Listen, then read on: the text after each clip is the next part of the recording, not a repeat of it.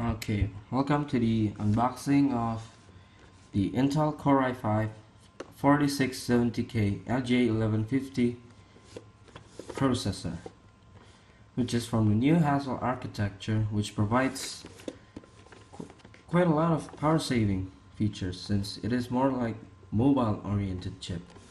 So yeah, here's the chip on top with the window on typical Intel boxes.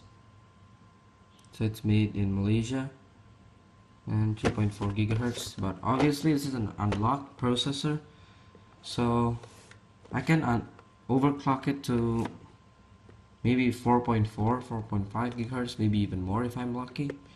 So we'll just have to see after I build my computer. So there you go.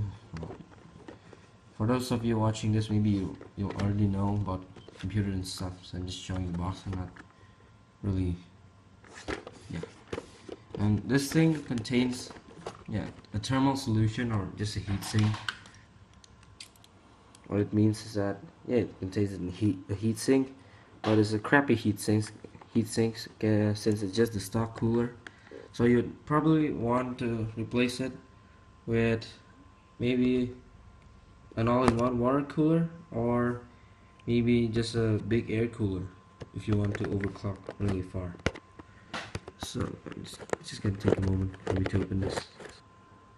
So in the box, it contains the user manual, which is sealed too, and the Intel sticker, Intel Inside Core i5 sticker, and a thermal solution or heatsink.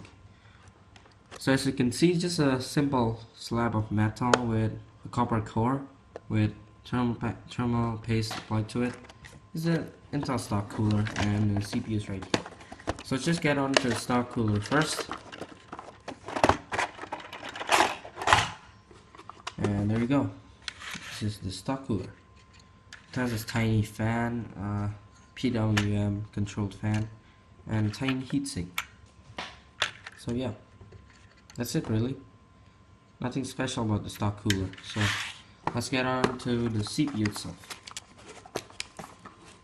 The stock cooler will do fine for the CPU in stock clocks and maybe overclock to 4 gigahertz or 4.1, but above that and with more voltage, you might want to get a better cooler, like a really good cooler, because Haswell requires a lot of cooling power to cool it. Some say it even needs more cooling power than a 125 watt TDP CPU from AMD or Intel itself. So yeah, it's in a plastic clamshell. I'm just gonna open it. Every time you touch the computer parts, be sure you're grounded to the ground, or you're not static. You don't have any static charge, and you've just touched a metal piece or something. So yeah, there it is. Oops, it's stuck. There you go.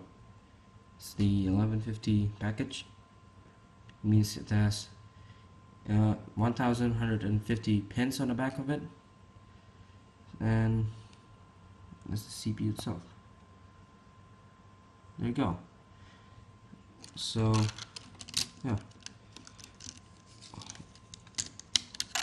So some of you guys, for example, if you're using a current Ivy Bridge based computer and you've seen Haswell launch, so you might think maybe it's time for an upgrade, but I don't think it's necessary, because Haswell and Ivy Bridge doesn't have much different in speed really. It's just a little bit of difference. Maybe around 20%, maybe 30%, but not much in the same clock speed. Even if you're using a Sandy Bridge based CPU, it still doesn't have enough reason to upgrade to this. Maybe if you're still using Core 2 Duos or Core 2 Quads, or maybe the Hallam Core series, then maybe you want to upgrade to Haswell, or you're just building a new PC, which I am. That's why I'm using the Haswell one since it's the newest. So thank you for watching, hope you enjoyed the video, and out.